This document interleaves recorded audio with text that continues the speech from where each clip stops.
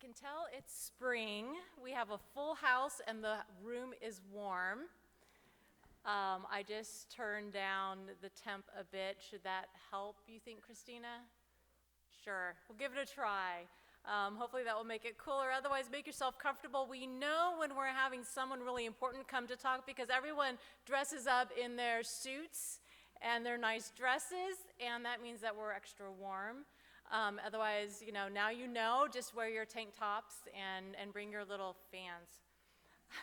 I want to welcome everyone tonight. It is so good to see all of you, so many members and friends this evening. I'm Beth Hessel, the Executive Director of the Athenaeum. I started in 2019 and pretty immediately the pandemic hit, but when I started, the Literary Awards Committee was hard at work reading the books that had come out in 2019 to determine the winner of the Literary Award. And I had the pleasure of one of our first early speakers during the pandemic was one of the winners of the 2019 Literary Award, who was Witold Rybczynski for Charleston Fancy. So I don't know if you remember, if you attended that virtual program. It's still up there available on our website. It was fantastic. In fact, I was in Charleston this last fall, and I kept looking around everywhere I walked to find this little neighborhood. It had me look at Charleston in new ways. He is not only won then, but that was his third time winning. The first time was in 1995 for City Life, Urban Expectations in a New World. And he also won in 1999 for Clearing in the Distance about Frederick Law Olmsted. These books are all down in the member lounge. If you go down there and look at our literary award-winning cabinet, you will find these once I put them back. And we also have copies to borrow in the library. Welcome to the Athenaeum. This is your first time here. I hope you find that this is a wonderfully welcoming community of people who love to learn, who care about things like architecture, about the built environment and how it inspires us and shapes us in our daily living, about history and literature and the arts and learning together. And if you enjoy coming here tonight, I hope you'll consider becoming a member of the Athenaeum and joining us for more programs and readings and time to learn and be together. This is always the joy of my job to introduce our guests. And as I said, Witold Rybczynski has been here a number of times for all of his work. He is an amazing writer. Someone as we were walking in said they got off work early to be here. I've read almost all of his books and then found that there are a couple they've missed and can't wait to read them. And I think you all will feel that if you have not read Witold's books and if you have not enjoyed any of his talks, you will definitely enjoy today. He's the author of 22 books, in fact. It's a shame only 3 of them have won an award from us. He's also been the architecture critic for Wigwag and Slate and was awarded, besides the Athenaeum Literary Award, 3 times. He was awarded the Vincent Scully Prize, the Cooper-Hewitt's National Design Award, and the Anthony J. Lukas Book Prize. He's the Martin and Margy Meyerson Professor of Urbanism Emeritus at the University of Pennsylvania. And he's here tonight to talk to us about his latest book, which is just a gem, The Story of Architecture. That's kind of a modest undertaking, but I think we'll get to hear from him tonight a bit more. And so I invite you to join me in welcoming Witold Rybczynski to the Athenaeum of Philadelphia.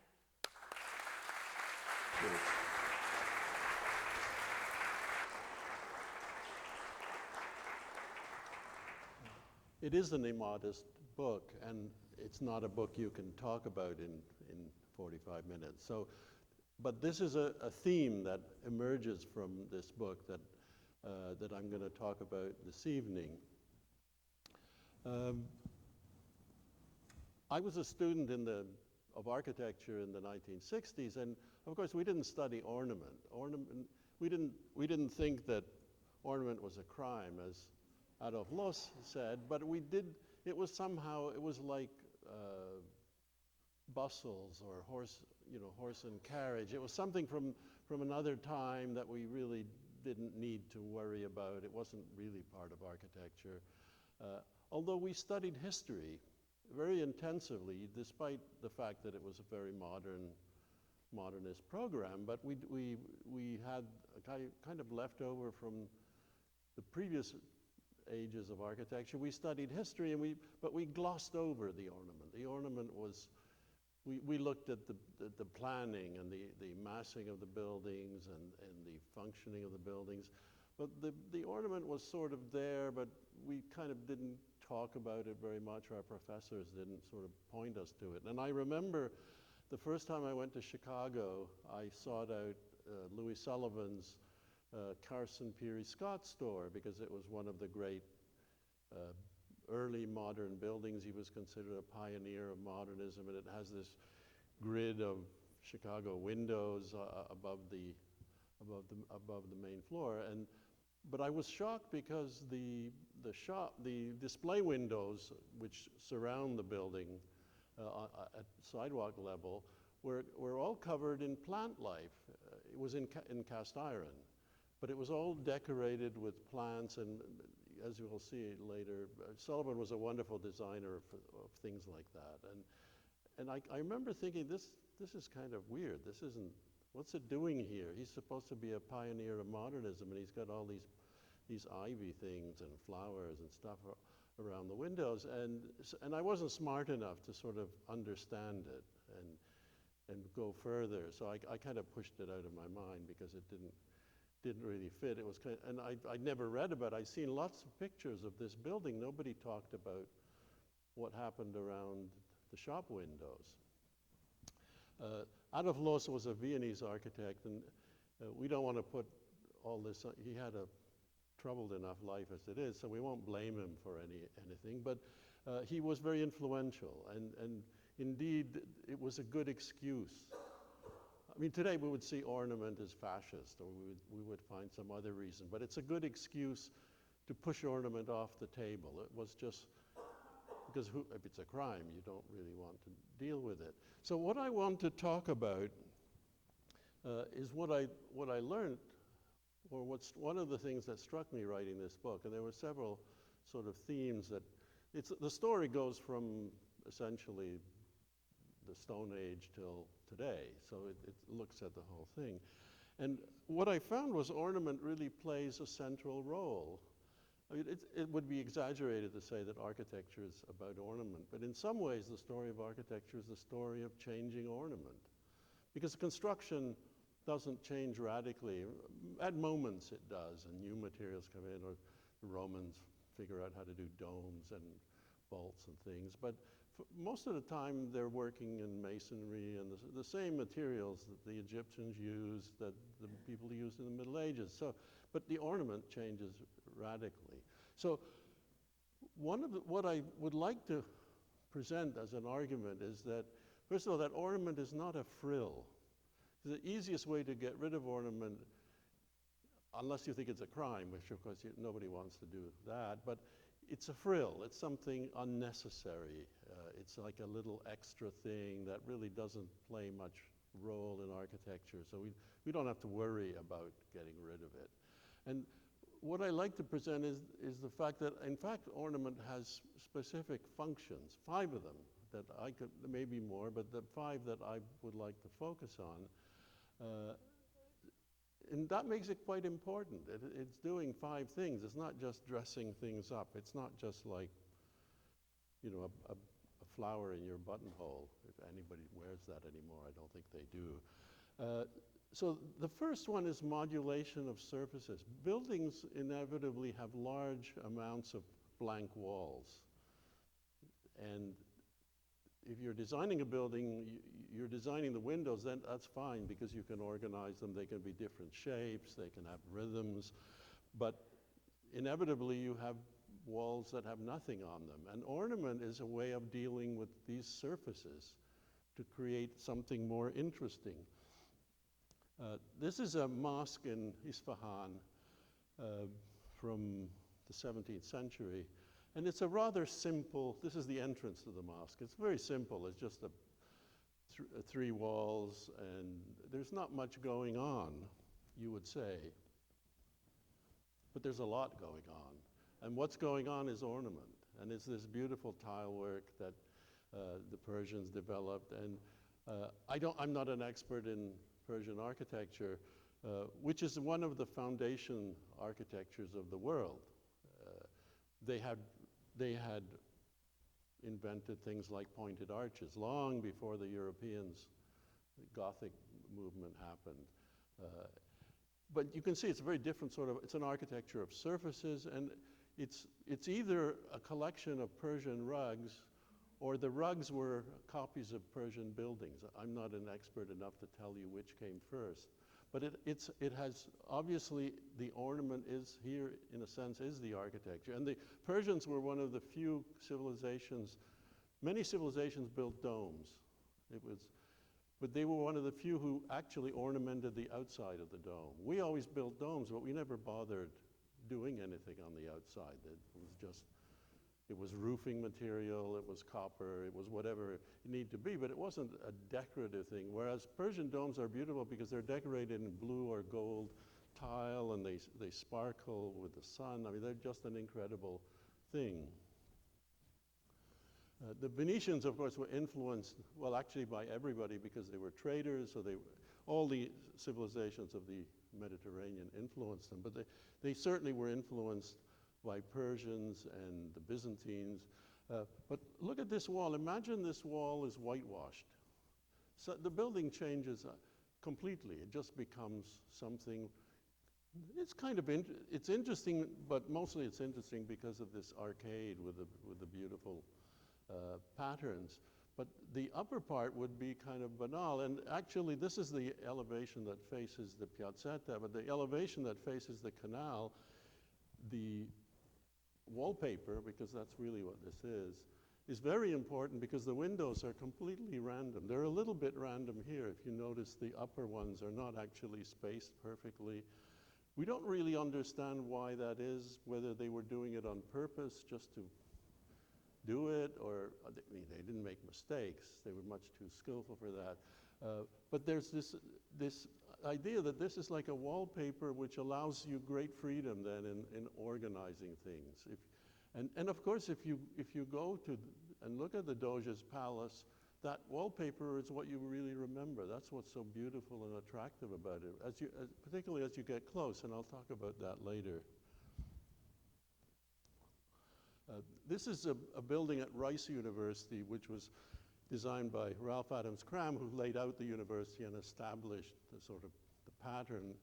And he was the university architect of Princeton, and he was hired by Rice because they were building this new university, and they figured he had the credentials.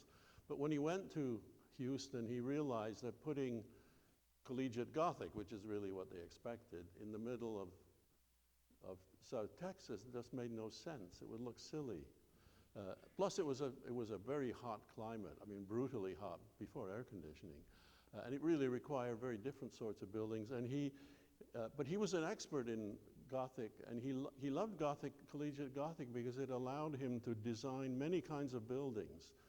So, science building, a biology building, the president's house, using kind of the same style, but it was such a flexible style. You could do an auditorium and make it collegiate Gothic. It was adaptable when you were building a campus of many different kinds of buildings. So he wanted to use somehow that flexibility, and he posed the question to himself, what if Gothic had developed in Southern Europe instead of Northern Europe?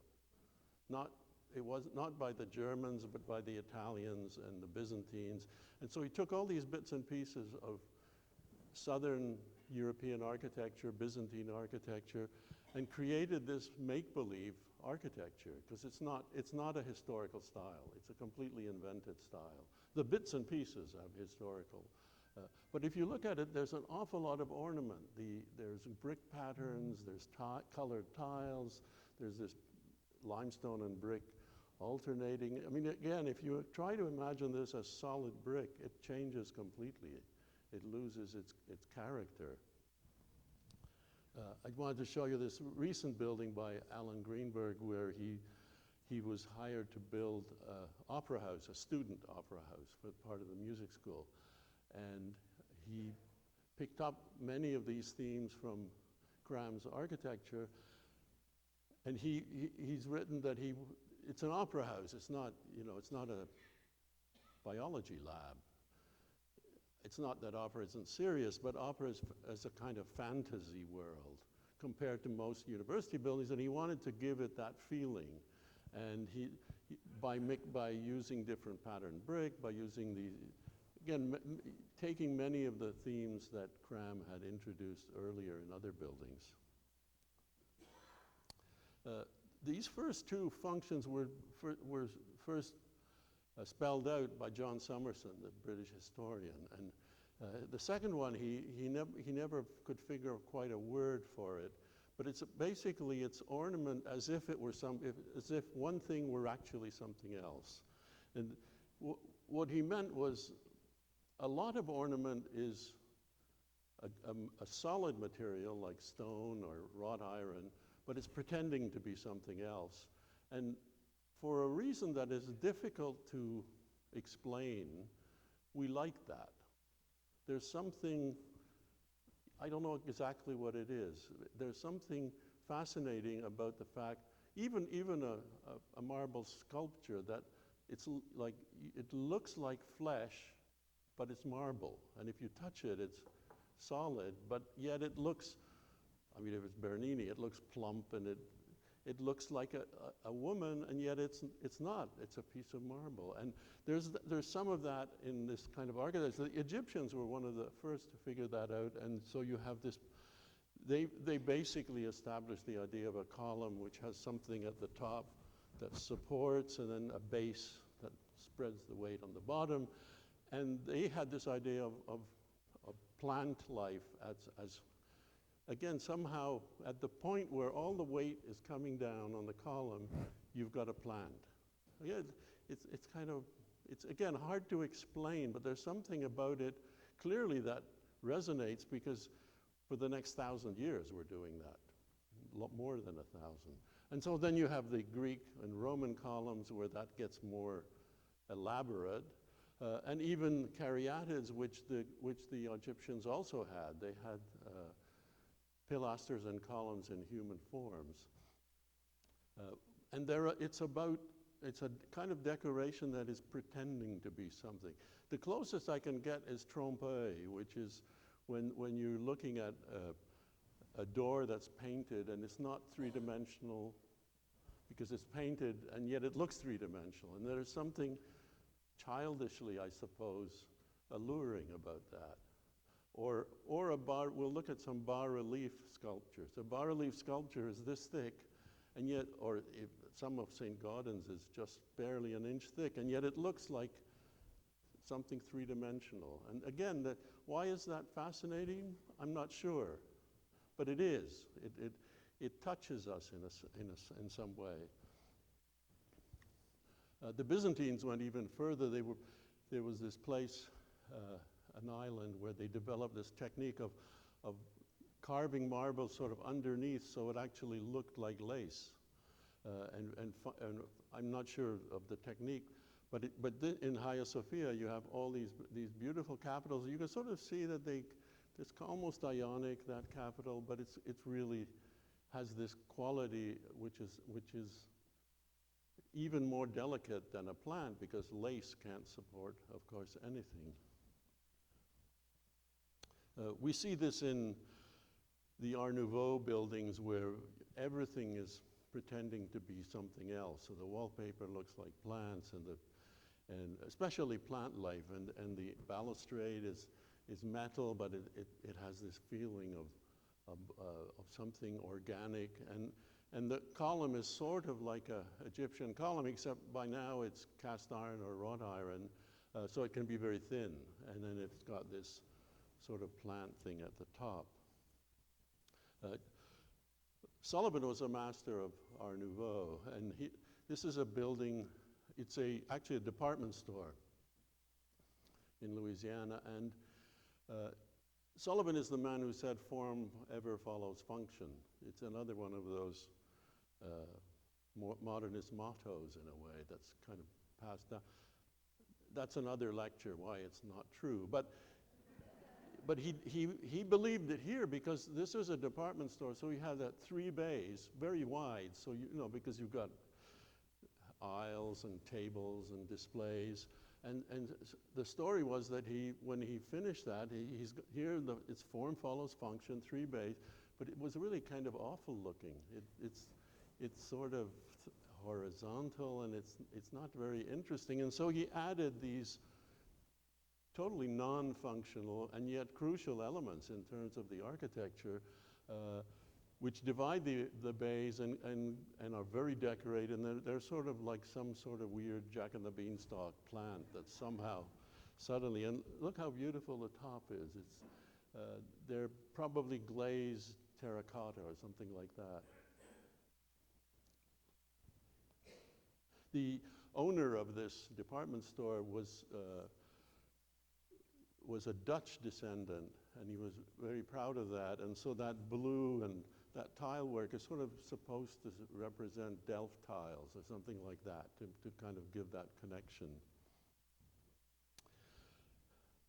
The third meaning of ornament, the third function, is meaning. I mean, a lot of ornament means something, and the difficult thing with architecture is abstract. It doesn't mean anything. I mean, you can argue that, I suppose, but generally speaking, a post office can't become like a post office through its architecture. The best you can do is put a sign up, say post office, but that's kind of banal and not particularly very interesting. So one of the functions of ornament is when it brings meaning to a building or a room,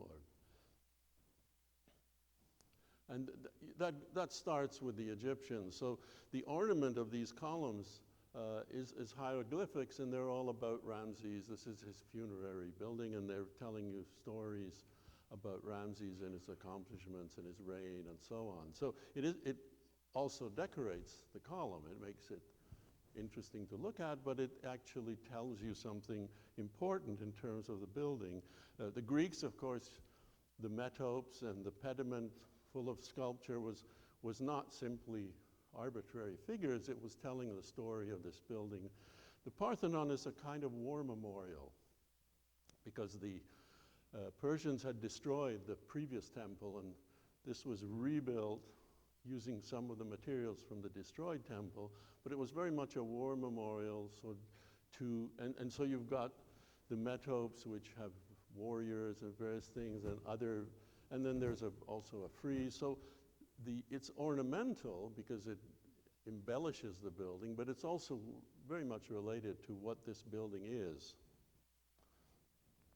Cathedrals, of course, go even further. This is Notre Dame, the entrance to Notre Dame, and you've got this, on the one hand it's ornament. It's telling you this is the door, and it's the most important part of a building is where you enter it. But it's full of saints and sinners and stories. I mean, I don't have time to go into it, but it's telling people about the building, which is of course a place of worship, so it's related to the function of the building and telling them. And as people have often pointed out, most of the ordinary people entering this were not literate, so this was kind of like a comic book. It was telling them stuff, showing them stuff, which they could recognize without having actually to read something. This is a building by Palladio. He built it for 2 brothers, one of whom was an amateur sculptor, and we think he was the one who did these plaster sculptures. But there's 2 brothers. I always think that that's what the figures are, the 2 brothers holding this skull, which was a sort of ancient symbol. They were both very literate, educated people, and so all this reference to the classical world was something that they were interested in.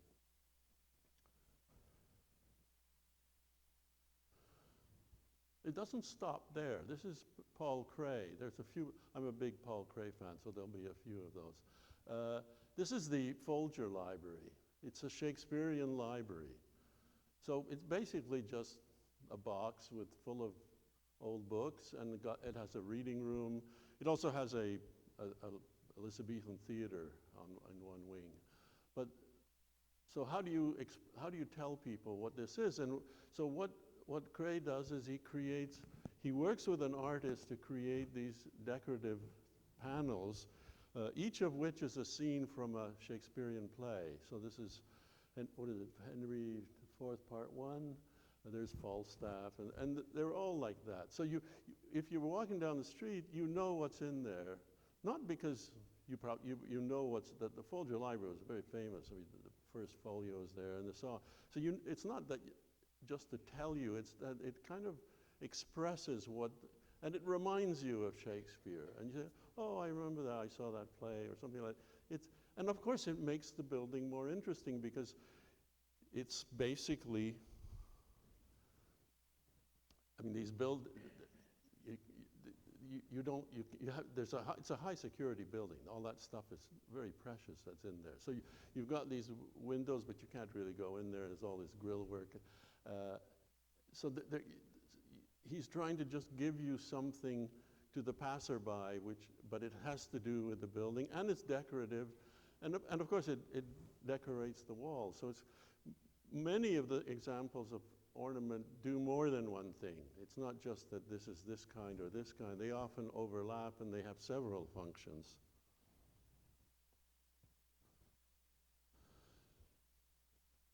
Cray, like many of the great architects of that early 20th century, worked with artists a lot.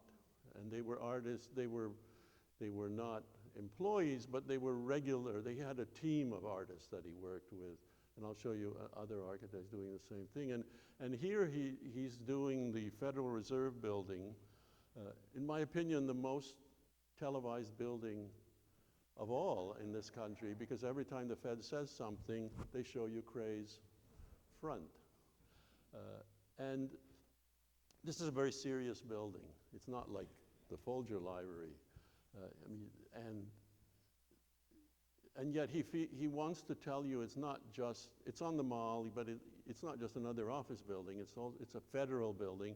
And the way he does it is he works with an artist who sculpts this eagle. And that's the only thing. It's much too important a building. It's about money and controlling money, and it's about the federal government controlling money. So you can't play around with sculptures and things like that. But the American eagle is the symbol of a federal building, so he puts it up there. I'm always impressed. Look at those claws. I mean, it's not if you stuffed an eagle and put it up there, it wouldn't look like that at all. So it's clearly designed to be seen from far away, from down below, where, in a way, the claws become major parts, because it's an eagle that's protecting our money, so it's a very important eagle. I wanted to show you this because Saarinen's one of the most interesting modern architects of that sort of mid-century period, and he does the same thing. There's the American Embassy in London, and he works with a sculptor who sculpts I don't think as interesting an eagle as the other one, but on the other hand, it's in the middle of a very long building. And there is no pavilion, so he needs to spread the wings out. And what's interesting, which I never realized until I looked at this close-up of the building, is look how much ornament there is. Here's Saarinen is a modernist architect. His father was a great modern architect, early modern architect, and Saarinen once said, modern architecture goes from A to B, and I want to go for the rest of the alphabet. And that's what he's doing here.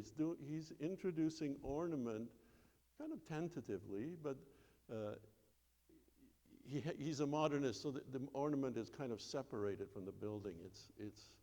I'm not sure what it is, some sort of anodized metal. But the same thing with the spandrels and around the windows, and there's even that kind of cut at the bottom of these stone or precast concrete, I'm not sure which, probably concrete. There's this little, it's ornamental, it doesn't have a function. So form doesn't follow function in his buildings.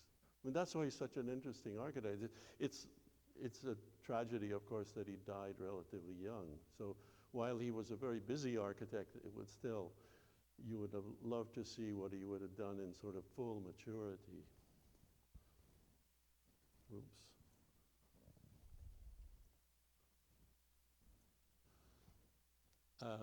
A later example is Michael Graves' Portland building, which is a municipal building in Portland, Oregon. And he created a plinth for a statue. The Portland City Fathers said, maybe we have too much Graves. Let's have a competition for the statue. And I'm sure Graves was very upset by that, but he had to enter the competition. And Raymond Kasky, who had never done anything like this before in his life. This is a beaten copper. It's like the Statue of Liberty, but it isn't something that people regularly do anymore. And so he was the sculptor and he won the competition. And the sculpture is Portlandia, who is the woman with the trident on the seal of the city. And so that was a given, that was the subject of the sculpture. But what's so wonderful about the sculpture is she's kneeling. And of course, in a classical sculpture, you would never kneel. It's a kind of submissive. And so she's holding her trident, which you can't see behind the tree, and she's kneeling, and she's sort of saying, come in. I mean, it's a wonderful, and it turns, this entrance then becomes something, not simply the entrance to where you go.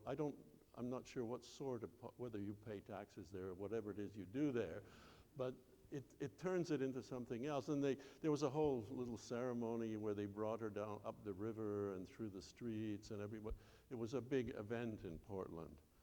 Because in this case, you know what it is. I mean, it's a woman, and it's the woman from the seal, and there's a whole story behind it which you would know if you lived there. The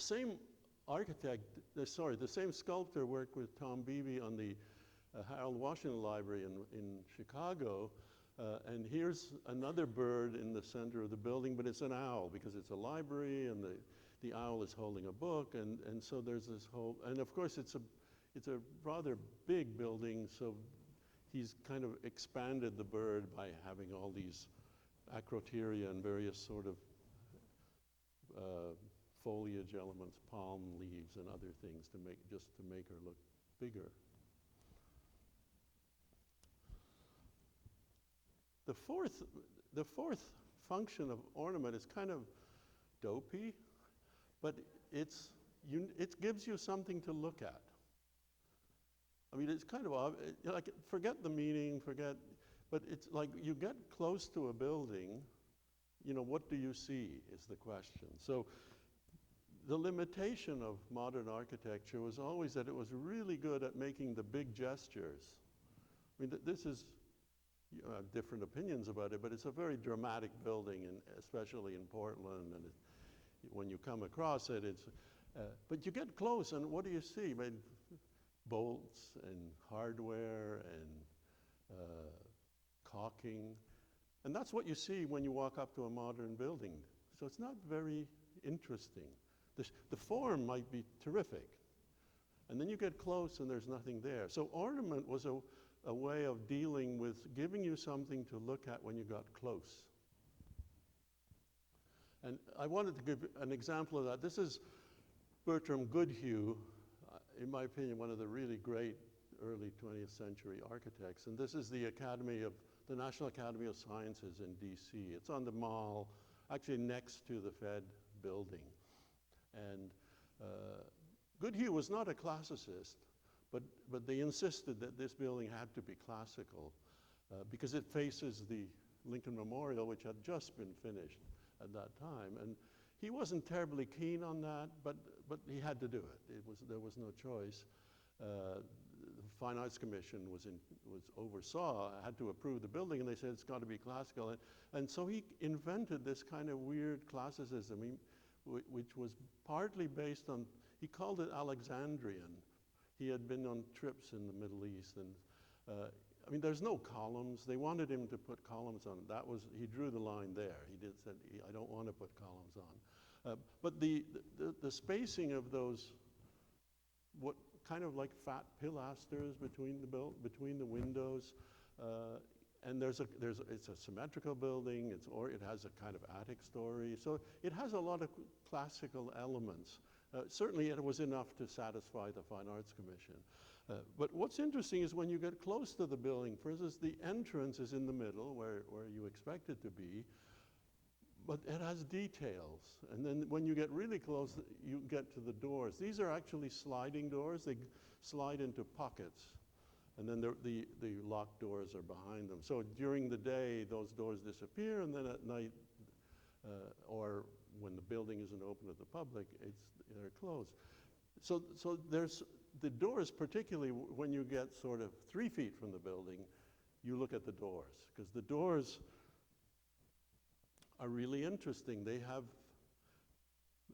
major figures of science. Each one of those panels is a different figure.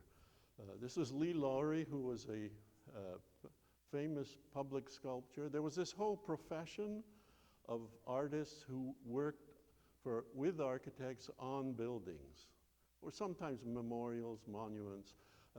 It's almost disappeared today. In other words, they weren't artists who did gallery work. This is what they did. And they often Lowry worked with Goodhue on several buildings, so they knew each other, they knew what wanted, but you shouldn't think of this as sort of the architect designs it and then somebody else does it. It's really, this is Lowry's conception, and the reason I think they cleaned the doors at one point, and so the green is pre-cleaning, and the brownish one is after they've been cleaned. It's worth reading this because this is what Goodhue's view. I should like to be merely one of 3 people to produce a building. Can you imagine any architect today saying that? I'm just one of 3. No. It's like, yes, come and do a sculpture, but put it over there, like really far from the building. I don't want to see. I mean, the idea that an artist and an artist would do something in the building, very rare. It happens, but it's rare. So I like to do the plan and the massing of the building, then turn the ornament over to a perfectly qualified sculptor, and the color and surface direction, or as not as the case may be, to an equally qualified painter. And that's in fact what he did in almost all his buildings. He died very young. He was sort of, he did a lot of important buildings, but not enough, and then he died when he was less than 50, I think. He started very young. He was bursting with talent. I mean, he won a competition when he wasn't yet finished his education. So that is an important part of ornament. Not that you have art in the building. I mean, that's nice, but it's the fact that you have a different sensibility than the architect. And we have this notion that we say, it's so wonderful the architect did the furniture and the cutlery and the china and the wallpaper and the lights. We think that's great, and I think it's awful. and obviously, he thought it was awful. He was a very talented artist, Goodhue. He could have done all that stuff himself. So it's to have another sensibility, not only one. I have to mention this story because it's the Martin House in Buffalo. Wright did a very large house for the head of the company, what is it called? The Larkin Company, when he did the Larkin office building. And he did everything. He did uncomfortable furniture, wallpaper, stained glass. I mean, when you go in there, it's like being inside of somebody's head. I can't imagine living like that, but, and he designed a dress for Mrs. Martin. And she hated it. The reason was she probably had to wear it whenever he visited, but she said, I disappear. It's like I'm not there. I become part of the decor. So the idea of introducing another sensibility, creative sensibility, into the architecture is, I think, an important part, has been an important part of decoration for a long time. This is the American Academy of Sciences. The hall was decorated by Hildreth Meyer, who was a young artist that worked with him on several projects. But I mean, the architecture is good hue, but the treatment of the walls, and there's other artists as well doing murals and various things, but she did this this is the spectacular sort of center of the building. This is where they used to have lectures, and it's like the major space when you come into the building. There's a long tradition of this. That Palladian villa I showed you, this is the interior. And Paolo Veronese painted these scenes. And it's interesting, one of the reasons that many of Palladian villas have paintings like this is they couldn't afford the real thing. So you couldn't afford to actually have marble, and many of the people were not that wealthy, and so you get painted faux marble and faux columns. And what's also interesting is the door on the left is actually a real door, but the door on the right is a painted door, and you can see Veronese even puts a little girl there. We don't know in this building, but we do know that in many buildings, Palladio designed the architectural framework. That was not an invention of the painter. He would give the framework to the painter, who would then sort of fill it in. I mean, paint it, but fill in the views of the countryside or whatever it was. Because there was this theory at one time that modernists admired Palladio because there's a kind of purity about his work and the white. And so the theory was, well, he didn't like this. This was imposed by the clients. They just hired painters and they messed up his architecture. That's not true.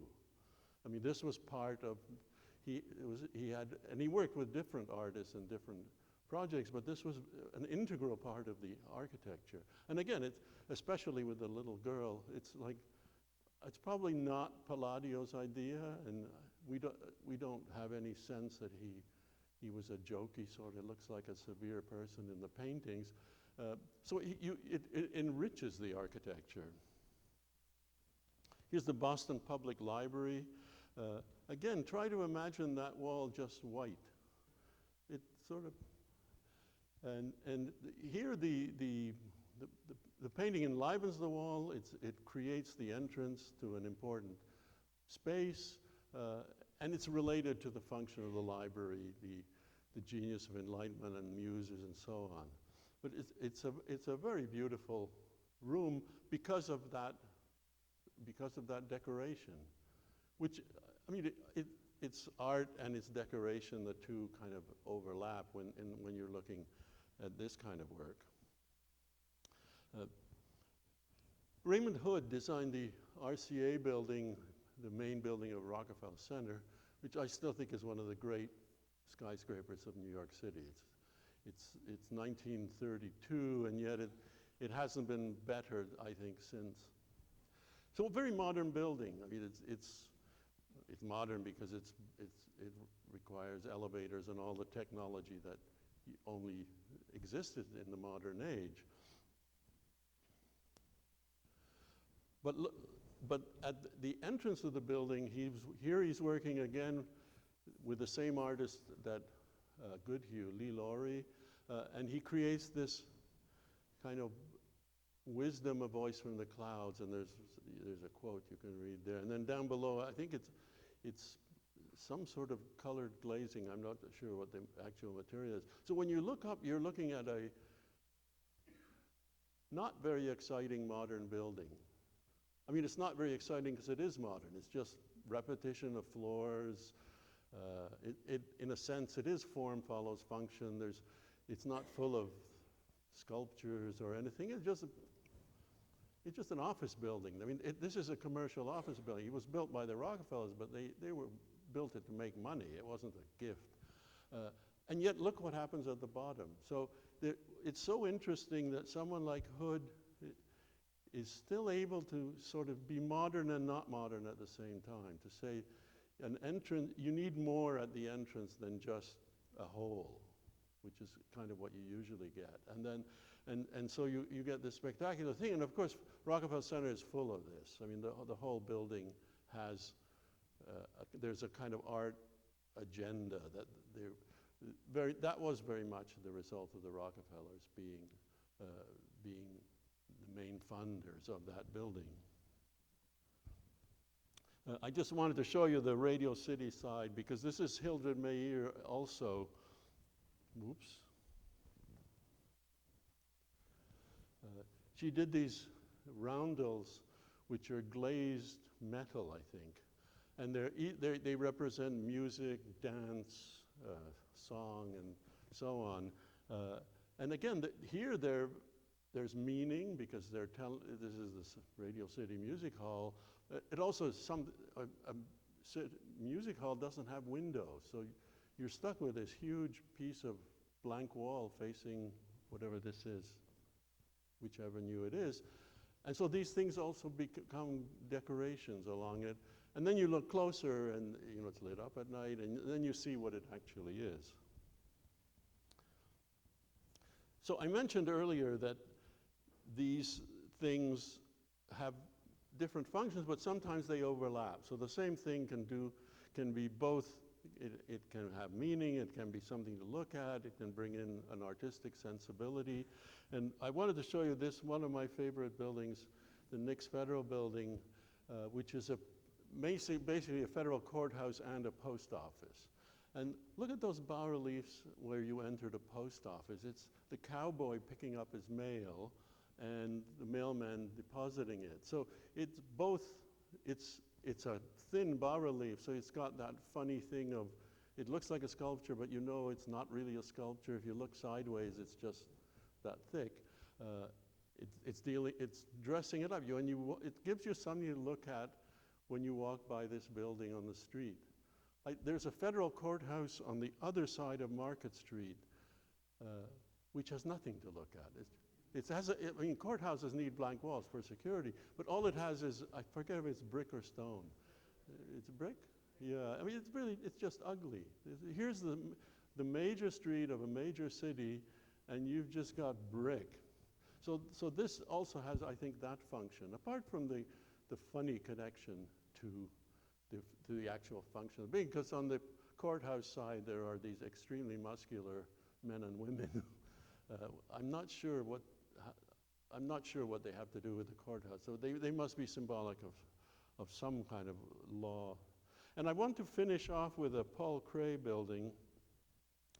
This is one of the last buildings he did at Penn. And it's a chemistry building.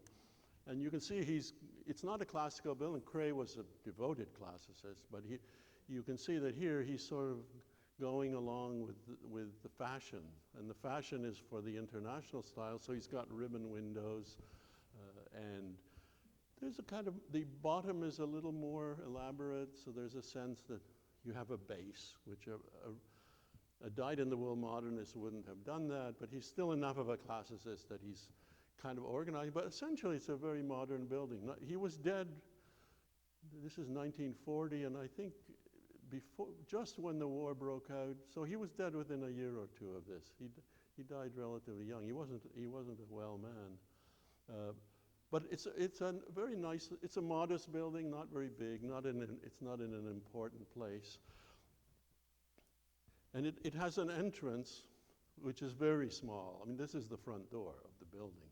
But right over the front door is this sculpture by Donald DeLue, who, again, Cray worked with people on many of his buildings have sculptures of one sort or another. And this one is called The Alchemist, which is related, obviously, to the fact that it's a chemistry building. Humor in architecture is to be avoided, I think, as Robert Venturi discovered, buildings are much too expensive and important to have jokes in them.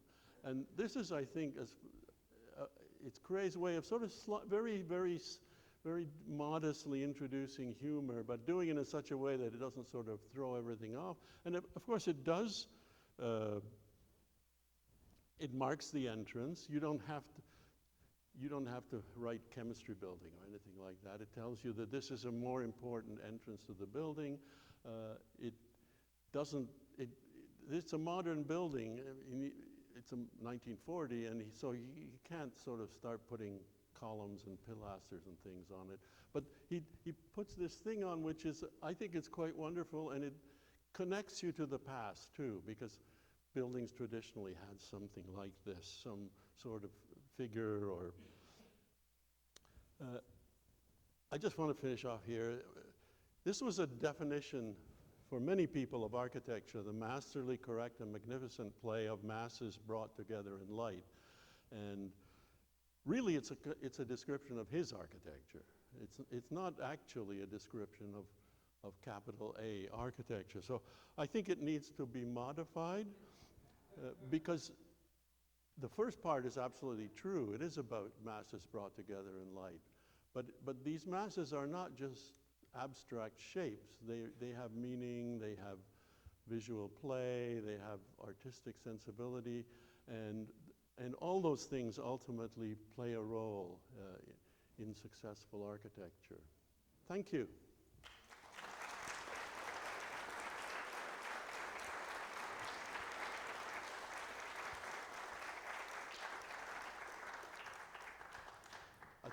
I think we have a time for questions.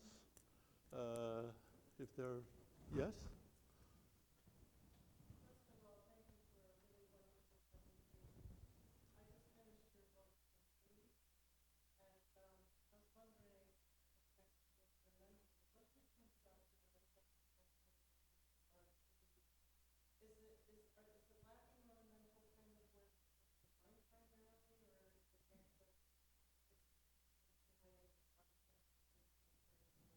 I didn't hear all your question, but you were asking about my opinion of contemporary? In relation to the architecture that's happening in our city now, with Yes. the burgeoning buildings, is there a reason why you don't see much ornamental? Is it money or is it? Well, ornament's a crime, so I mean that's this. Also, you do have to learn how to do it. It's not that easy. I mean, it's okay if you work with an artist but if you're a Louis Sullivan, you have to have that skill. I mean, because you have to draw the ornament and then give it to a craftsman and so on. So it's the absence of skill. I would say it's in a way the absence of interest, because it's really there was a postmodern moment when architects did try to introduce ornament, but they did it in often such a clumsy way that people weren't very convinced by it. Working with artists is also, the problem is that the networks that existed for somebody like Cray or Goodhue don't exist anymore. So if you want somebody, if you have an idea as an architect that you wanted to have this bas-relief next to an entrance, you have to find the person somehow that knows how to do that, that has the skill and experience. So I think that's part of the reason that there's, particularly after, there was this period, the Second World, the Depression of the Second World War meant construction essentially stopped. I mean, Rockefeller Center was an exceptional, but the construction stopped, and architects retired early, changed professions, quit if they were very young. And those networks fell apart, the networks of craftsmen, of artists who worked with architects. So when things sort of got moving again in 1950, it would have all been changed. And a lot of people died. By coincidence, somebody like Cray, Goodhue was young. Cray was not, and he wasn't well. But a lot of the people were just gone. I showed you a building by Raymond Hood. I mean, he died young too. So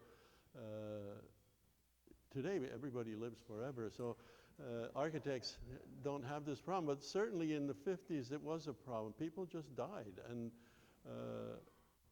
Hood was, he did 6 buildings in New York, so 6 of the best skyscrapers in New York, and that was it. That's his career basically, and the one in Chicago, the Tribune building. So there was that, I think, but that interruption of the Depression and the Second World War was a major change in architecture, because until then, a lot of architecture was passed down. You would be an apprentice with an architect, and then you would eventually break off on your own. But that all kind of got disrupted. So I think that's part of the reason. The other reason, I think, is economics. We have way too many glass buildings, not just in Philadelphia, but in all cities. And it's mainly economics and laziness, because you can build a whole building with one trade, and the glass companies will basically design it for you, and you don't have all the problems of glass and stone and brick and all these different materials that have to go together. It's just all glass, and it's one trade and one supplier, and so there's enormous practical advantages and enormous, you could say, risks if you went the other direction, which was the traditional direction, where you had many materials, many joints, many trades on the building site. It was much more complicated. So that might be a reason too. Yes? Is it also partly because buildings are designed by on computers now instead of by hand? That's true.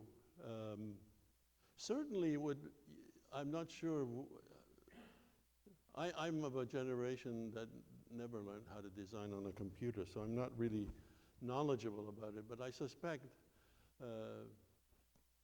the kind of, say, ornament that somebody like Sullivan did would be hard to do on a computer. But maybe I'm wrong, but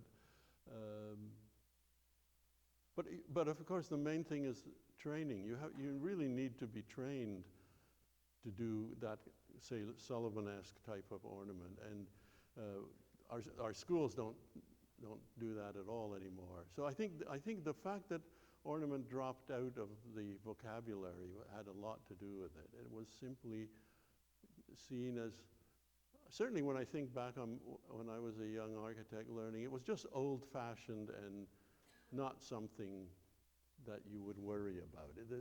It wasn't part of modern life in a way. Even though we were surrounded by buildings which, as late as the 40s, were ornament, and those modern buildings all often have art incorporated in them, and so it wasn't that old, but it seemed old, and it seemed like it was sort of passé, and I think we lost a lot in the process. I think that's the worst thing. It's like saying, if you're a writer, saying that you're never going to use certain words. You're going to write, but you're never going to, certain words are off limits, like the, or something like that. And in a way, it's like that. And I mean, I'm as a writer, for instance, I don't have this, I mean, I have everything that Shakespeare had, and if I'm not as great as he is, it's on me. It's not, I can't blame anybody, because we're using the same tools. And so in writing, there was an effort, I mean, to kind of make a modern writing, but it didn't go very far. And writers need readers, after all, and if the readers don't warm to it, then it kind of dies. But in architecture, it's really, it seems to have, for the moment, and I think postmodernism really helped to drive the final nail in, because it was an attempt to bring it back, but it wasn't very convincing. Most people didn't have enough knowledge of what they were doing. There were some I mean, a very good Venturi building is a very good building, or James Sterling did some very good buildings. But there were too many not so good buildings, and it got a bad reputation. I mean, what's so interesting about the Nix building is not a famous architect. Sternfeld is not. I think he's a really good architect, but he's not kind of a national figure. Not even like even Sullivan was, say. And yet he was able to do this really interesting building, which gives a lot to that part of Market Street, and it's a really nice building. And so I think we just lost that ability. Whether we can regain it, I don't know. Yes. Okay, one last question and then Yes.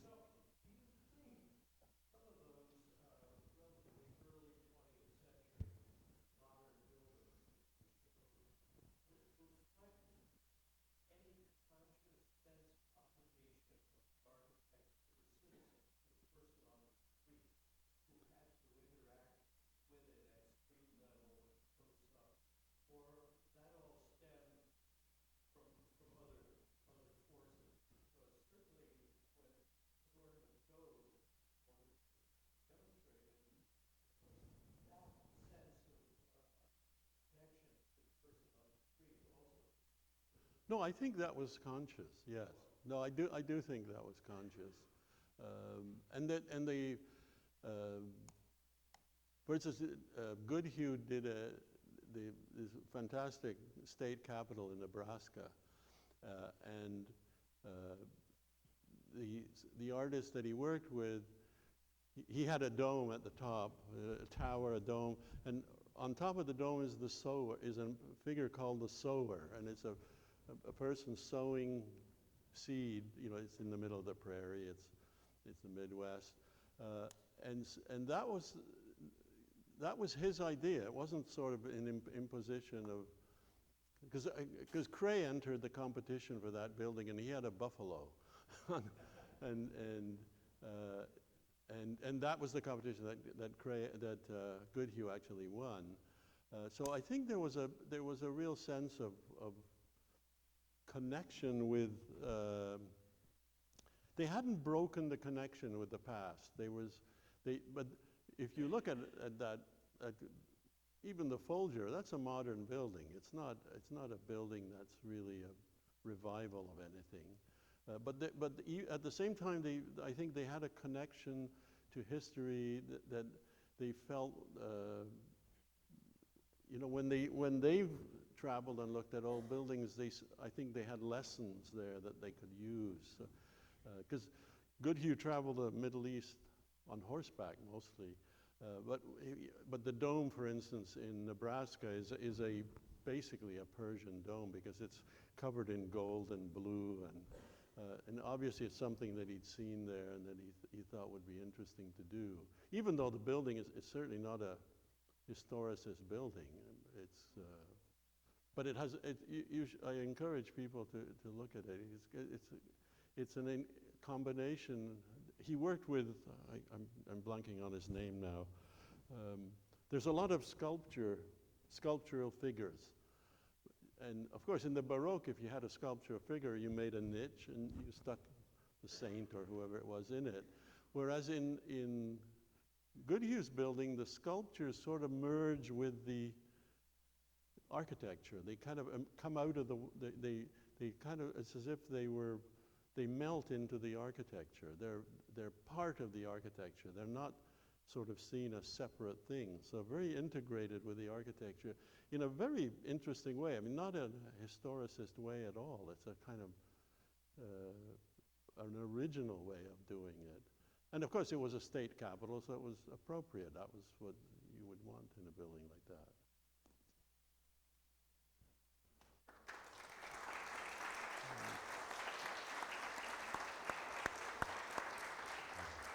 Thank you to Witold Rybczynski. We have his books up here. You can come and buy a book, get some signed, ask more questions. Thank you all for coming. Check our website for events on Monday. You can come and hear me talk about the history of the Athenaeum. I've been giving the talk all over town. I thought it was time to give it here, so you're welcome to come. On Friday night, we're going to have Allegro Presents concert, and I hope you will come and enjoy some wonderful music as well. And we look forward to seeing you here, checking out books, getting some coffee, meeting friends, having a wonderful time. Thank you for coming this evening. Have a wonderful evening.